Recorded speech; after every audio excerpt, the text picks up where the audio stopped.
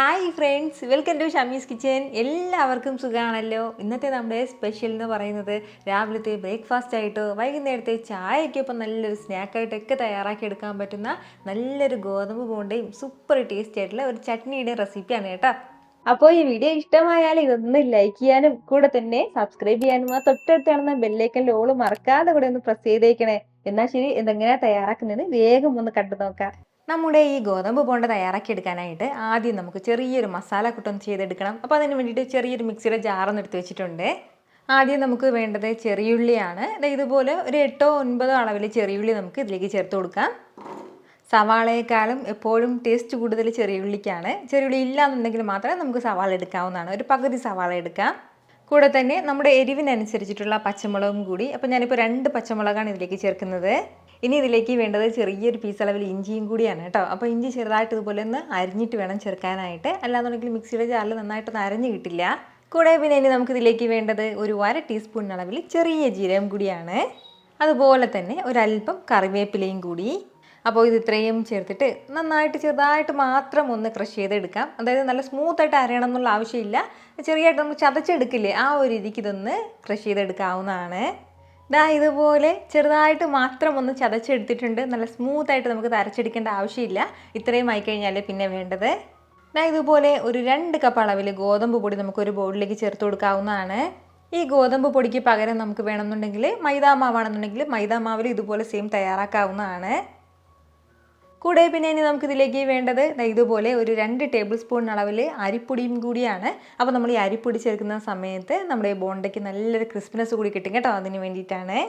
കൂടെ പിന്നെ നമുക്കിതിലേക്ക് വേണ്ടത് ഒരു 3/4 കപ്പ് അളവിൽ തൈരും കൂടിയാണ്. അധികം പുളിയില്ലാത്ത തൈര് വേണം നമുക്കിതിലേക്ക് ആവശ്യമായിട്ടുള്ളത്. അപ്പോൾ ഒരു 3/4 കപ്പ് അളവിൽ ഇതിലേക്ക് ചേർത്ത് കൊടുക്കാം. നല്ല കട്ടി തൈരാണെന്നുണ്ടെങ്കിൽ ഒരു 1/2 കപ്പ് അളവിൽ ചേർക്കാവുന്നതാണ്. ഇപ്പോൾ നമ്മൾ പുറത്തുനിന്നൊക്കെ വാങ്ങുന്ന തൈരാണെന്നുണ്ടെങ്കിൽ നല്ല കട്ടി തൈരായിരിക്കും. അങ്ങനെയാണെന്നുണ്ടെങ്കിൽ അതൊരു 1/2 കപ്പ് അളവിൽ ചേർത്ത് കൊടുത്താൽ മതിയാവും. ഇനി നമുക്കിതിലേക്ക് ഒരു 1/4 ടീസ്പൂൺ അളവിൽ ബേക്കിംഗ് സോഡയും കൂടി ആവശ്യമായിട്ടുണ്ട്, അതും കൂടി ചേർക്കാം. ഇനി ഇതിലേക്ക് ആവശ്യമായിട്ടുള്ള ഉപ്പും കൂടി നമുക്കിതിലേക്ക് ചേർക്കാം.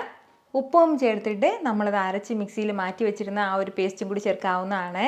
ഇനി നന്നായിട്ട് തന്നെ നമുക്ക് കൈവച്ചിട്ട് ഒന്ന് കുഴച്ചെടുക്കാവുന്നതാണ്. ഇതിലേക്ക് എക്സ്ട്രാ കുറച്ച് വെള്ളത്തിൻ്റെ ആവശ്യം വരും. ആദ്യം നമുക്ക് ഈ തൈര് വെച്ചിട്ട് നല്ല രീതിക്ക് ഇതൊന്ന് യോജിപ്പിച്ചെടുക്കാം. തൈര് വെച്ചിട്ട് ഇതുപോലെ ഒന്ന് കുഴച്ചെടുത്തിട്ടുണ്ട്. ഇനി ഇതിലേക്ക് നമുക്ക് കുറച്ച് വെള്ളം കൂടി ചേർത്തിട്ട് നന്നായിട്ട് ഇനി ഒന്ന് കുഴച്ചെടുക്കാവുന്നതാണ്. ഏകദേശം ഒരു 3-4 മിനിറ്റ് വരെയെങ്കിലും നമ്മൾ നന്നായിട്ട് ഇനി ഒന്ന് കുഴച്ചെടുക്കേണ്ടതായിട്ടുണ്ട്. ഒരുപാട് വെള്ളം ചേർത്തിട്ട് നല്ല ലൂസായിട്ട് കുഴച്ചെടുക്കരുത്. അതുപോലെ തന്നെ തീരെ കട്ടിയായിട്ടും വേണ്ട. ഇതുപോലെ ഒരു കുഴഞ്ഞ മട്ടിൽ വേണം കേട്ടോ നമുക്കിത് കിട്ടാനായിട്ട്. ഈ ഒരു രീതിക്ക് നന്നായിട്ട് ഞാനിതൊന്ന് കുഴച്ചെടുത്തിട്ടുണ്ട്. അപ്പോൾ ഇത്രയും കട്ടി മാത്രമേ നമ്മുടെ ഈ മാവിന് പാടുള്ളൂ കേട്ടോ. അതായത് ഒരുപാട് കട്ടിയാകരുത്, അതുപോലെ തന്നെ തീരെ ലൂസാകാനും പാടില്ല. ഇതുപോലെ ഒന്ന് കുഴച്ചെടുത്ത് കഴിഞ്ഞാൽ ഇനി നമുക്ക് വേണ്ടത് ഇതൊരു 1/2 മണിക്കൂർ ഒന്ന് അടച്ച് റെസ്റ്റ് ചെയ്യാൻ വേണ്ടി നമുക്ക് മാറ്റി വെക്കാം. അപ്പോൾ ഇതൊന്ന് റെസ്റ്റ് ചെയ്യാൻ വെക്കുന്ന ഈ ഒരു സമയം കൊണ്ട് നമുക്ക് നല്ലൊരു ചട്നി ഇതിനു വേണ്ടി തയ്യാറാക്കിയെടുക്കാം. നമ്മുടെ ഈ ചട്നി തയ്യാറാക്കി എടുക്കാനായിട്ട് ഞാനിപ്പോൾ ഒരു മിക്സിയുടെ ചെറിയ ജാറൊന്ന് എടുത്ത് വെച്ചിട്ടുണ്ട്. ഇതിലേക്ക് നമുക്ക് ഒരു 3/4 കപ്പ് അളവിൽ ഫ്രഷ് ആയിട്ട് ചിരകി എടുത്ത തേങ്ങ ചേർത്ത് കൊടുക്കാം. കൂടെ പിന്നെ ഇനി നമുക്കിതിലേക്ക് വേണ്ടത് ഒരു 3 ടേബിൾ സ്പൂൺ അളവിൽ നിലക്കടലയും കൂടിയാണ്. അപ്പോൾ ഞാനിപ്പോൾ തോടില്ലാത്ത നിലക്കടലയാണ് എടുത്തിട്ടുള്ളത്. തോടുള്ളതാണെങ്കിലും പ്രശ്നമൊന്നുമില്ല. അപ്പോൾ ഏത് നിലക്കടലയും നമുക്ക് ചേർക്കാവുന്നതാണ്. വറുത്ത നിലക്കടല ആയിരിക്കണം കേട്ടോ, വറുക്കാത്തത് എടുക്കരുത്. ഇനി നമുക്ക് വേണ്ടത് ചെറിയൊരു പീസ് അളവിൽ ഇഞ്ചിയും കൂടിയാണ്, അതും കൂടി ചേർക്കാം. കൂടെ പിന്നെ ഇനി നമുക്ക് വേണ്ടത് നമ്മുടെ എരിവിനനുസരിച്ചിട്ടുള്ള വറ്റൽമുളകും കൂടിയാണ്. അപ്പോൾ ഞാനിപ്പോൾ ഒരു 4 വറ്റൽമുളകാണ് ഇതിലേക്ക് ചേർക്കുന്നത്. പിന്നെ ഇനി നമുക്കിതിലേക്ക് വേണ്ടത് 1 ടീസ്പൂൺ അളവിൽ നാരങ്ങ നീരും കൂടിയാണ്. അപ്പോൾ ആ നാരങ്ങൻ്റെ ജ്യൂസും കൂടെ ചേർക്കാം. അതുപോലെ നമ്മുടെ ഈ ചട്നിക്കും ആവശ്യമായിട്ടുള്ള ഉപ്പും കൂടി ഒരു സമയം ചേർക്കാവുന്നതാണ്. ഇനി വേണ്ടത് വെള്ളമാണ്. നമ്മുടെ ചട്നിക്ക് എത്രത്തോളം തിക്നെസ് വേണമോ അതിനനുസരിച്ചിട്ടുള്ള വെള്ളം നമുക്കിതിലേക്ക് ചേർക്കാം. ഞാനിപ്പോൾ ഒരു 1/2 കപ്പ് അളവിലാണ് ഇതിലേക്ക് വെള്ളം ചേർത്ത് കൊടുത്തിട്ടുള്ളത്. അപ്പോൾ ഇതുപോലെ കുറച്ച് വെള്ളവും ചേർത്ത് കൊടുത്തിട്ട് നല്ല സ്മൂത്തായിട്ട് തന്നെ നമുക്ക് അരച്ചെടുക്കാവുന്നതാണ്. ഇതുപോലെ നല്ല സ്മൂത്തായിട്ട് നമ്മുടെ ചട്നി ഒന്ന് ബ്ലെൻഡ് ചെയ്തെടുത്തിട്ടുണ്ട്. ഇനി നമുക്കിതൊരു ബൗളിലേക്ക് ചേർക്കാവുന്നതാണ്. ഇനി ഇതിലേക്ക് നമുക്ക് ചെറിയൊരു താളിപ്പും കൂടി ഒന്ന് ചേർത്ത് കൊടുക്കാം. 1 ടേബിൾ സ്പൂൺ അളവിലെ വെളിച്ചെണ്ണയിലേക്ക് ഒരു അല്പം കടുകും വറ്റൽമുളകും കറിവേപ്പിലയും ഒന്ന് ചൂടാക്കി താളിച്ചെടുത്തതാണ്. ഈ ഒരു താളിച്ച് നമുക്കിതിലേക്ക് ചേർത്ത് കൊടുക്കാവുന്നതാണ്. എന്നിട്ട് നന്നായിട്ടൊന്ന് മിക്സ് ചെയ്തെടുത്ത് കഴിഞ്ഞാൽ നമ്മുടെ സൂപ്പർ ടേസ്റ്റി ആയിട്ടുള്ള ചട്നി ഇവിടെ റെഡി ആയിട്ടുണ്ട് കേട്ടോ.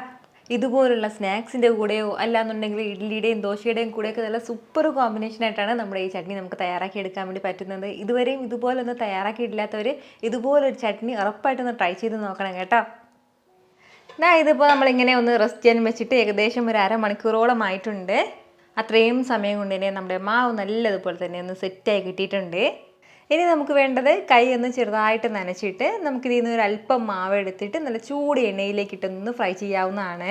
ഇതൊന്ന് പൊരിച്ചെടുക്കാനുള്ള എണ്ണ നന്നായിട്ടൊന്ന് ചൂടായിട്ടുണ്ട്. ഇനി നമുക്ക് ഫ്ലെയിം ഒന്ന് മീഡിയത്തിൽ വെച്ച് കൊടുത്തിട്ട് ഇതിലേക്ക് നമുക്ക് ഒരു അല്പമായിട്ട് മാവ് ചേർത്ത് കൊടുക്കാവുന്നതാണ്.